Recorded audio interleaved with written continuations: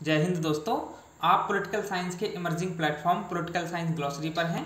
इस चैनल पर हम पॉलिटिकल साइंस के कॉम्पिटिटिव एग्जाम्स की प्रिपरेशन से संबंधित वीडियोज अपलोड करते हैं। आप जानते हैं कि DIT+B PGT, UP PGT, TGT, GDC, assistant professor UP HESC, GIC lecturer UP, NET JRF बहुत सारे एग्ज़ाम पॉलिटिकल साइंस के अभी होने हैं। तो ऐसे में हमने प्रीवियस पेपर डिस्कशन की एक पूरी सीरीज़ चलाई हुई है जिसमें 10 से ज़्यादा वीडियोस अपलोड हो चुकी हैं।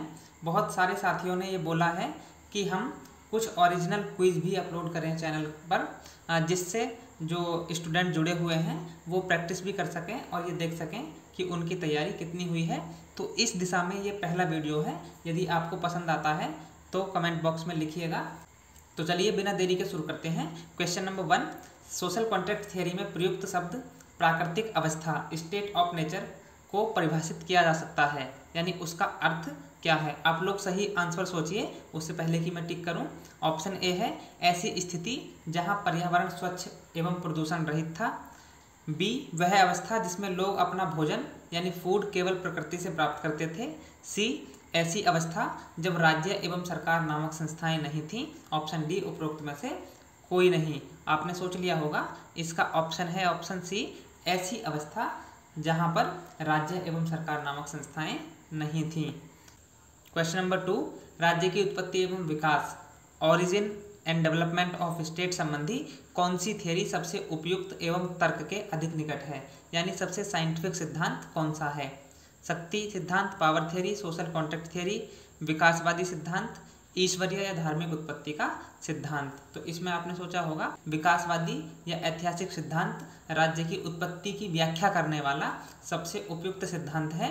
और हम इन प्रैक्टिस भी ये देखते हैं यूनान में, जहां नगर राज्यों का अस्तित्व था, धीरे धीरे विकास के माध्यम से आज हम राष्ट्र राज्य की स्थिति में पहुंच गए हैं।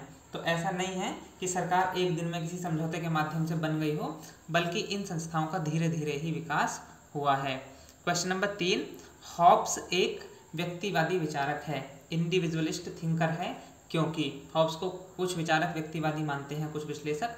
हालांकि वो एक निरंकुश राजतंत्र का समर्थक है, जो व्यक्तिवाद के एकदम विपरीत बात जाती है, लेकिन कुछ मामलों में वो व्यक्तिवादी भी है। बस उसी को हमको खोजना है। ऑप्शन ए, वह एक निरंकुश राजतंत्र का पोषक है। वह संप्रभुता के सिद्धांत का बौंदा के बाद सबसे प्रमुख पोषक है।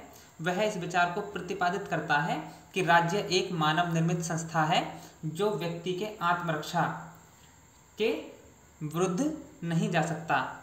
डी, उपरोक्त सभी कथन सही हैं। तो जब हम हॉब्स को एक इंडिविजुअलिस्ट थिंकर के रूप में देखते हैं तो ऑप्शन सी इसमें सबसे सटीक बैठता है। वो इस बात को प्रतिपादित करता है कि राज्य एक ह्यूमन मेड इंस्टीट्यूशन है जो उसके आत्मरक्षा का जो अधिकार है उसके विरुद्ध नहीं जा सकता। क्वेश्चन नंबर 4, निम्नलिखित पुस्तकों को उनके लेखन के कालक्रम में व्यवस्थित कीजिए, यानी ये पुस्तकें किस सीक्वेंस में लिखी गई हैं। The politics, essay concerning human understanding, a theory of justice.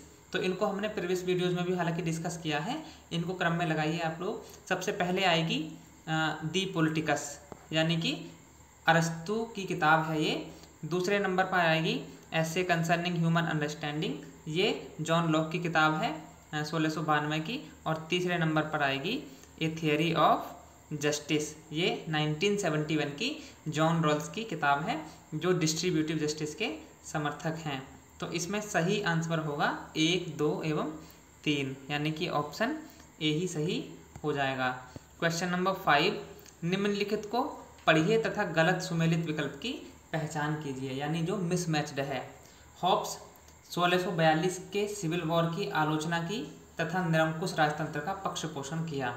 Lock संवैधानिक राजतंत्र का पक्ष पोषण किया तथा 1688 की गौरवपूर्ण क्रांति का समर्थन किया, जिसने इंग्लैंड में संसद को अधिक अधिकार दिए थे।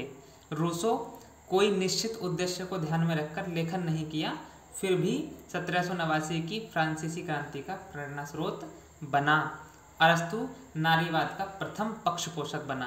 तो आपको मालूम होगा इसमें ऑप्शन डी सही है, क्योंकि अरस्तु नारीवाद का प्रथम पक्ष पोषक नहीं है।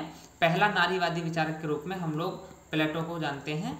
अरस्तु तो वो उनको दासों की कैटेगरी में ही रखता था, उसको तो नारीवाद विरोधी ही कहा जा सकता है।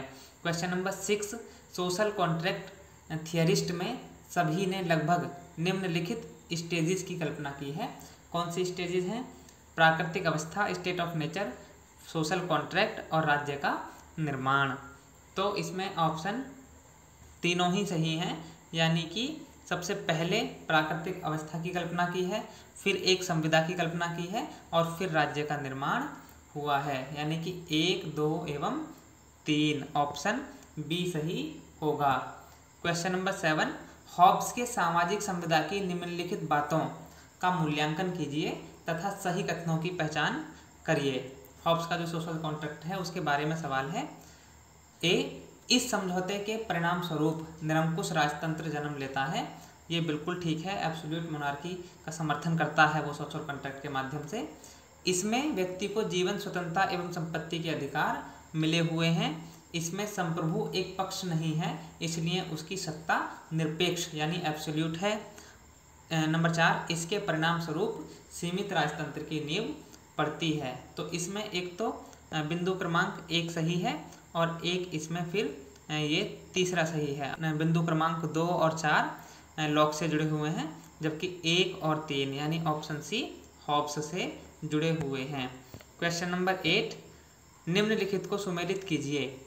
हॉब्स भौतिकवादी मैटेरियलिस्ट है, लॉक सीमित संप्रभुता, रूसो लोकप्रिय संप्रभुता, थॉमस हिल ग्रीन ब्रिटिश उदारवाद एवं जर्मन आदर्शवाद का मिश्रण। तो आप पढ़िए क्वेश्चन को दोबारा से और सोचिए, यानी कि इसमें ऑप्शन जो सीधे सीधे मिलाता हो वही ठीक होगा।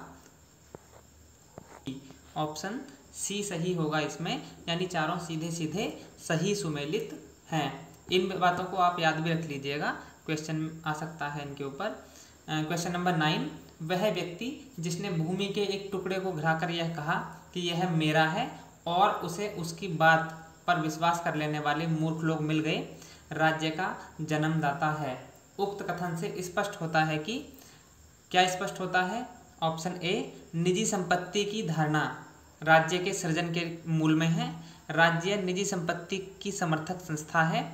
राज्य एक शोषण का यंत्र है। उपरोक्त सभी। तो इसमें ऑप्शन ए सही है, यानी कि निजी संपत्ति की धारणा राज्य के सृजन के मूल में कहीं ना कहीं है। और ये जो स्टेटमेंट है ये है रूसो का, जीन जैक्स रूसो, जो एक फ्रांसीसी विचारक थे। Question number 10, that is the last question of this quiz. Rousseau की जर्नल विल हॉब्स का शीश कटा लेवायथन है। यह कथन किसका है? बहुत फेमस कोट है वाहन की। कई लोग उसको वोगन भी बोलते हैं, VAUGHAN स्पेलिंग लिखी जाएगी इंग्लिश में। तो ये आज की क्विज है। जो बेसिक थियरीज हैं, बड़ी बड़ी थियरीज हैं पॉलिटिकल साइंस की, उन पर हम इसी प्रकार से क्विज डिस्कस करेंगे। आपको कैसा लगा कमेंट बॉक्स में बताइएगा और चैनल को लाइक, शेयर एंड सब्सक्राइब कीजिएगा। मिलते हैं जल्द ही अगली वीडियो में, तब तक के लिए जय हिंद, नमस्कार।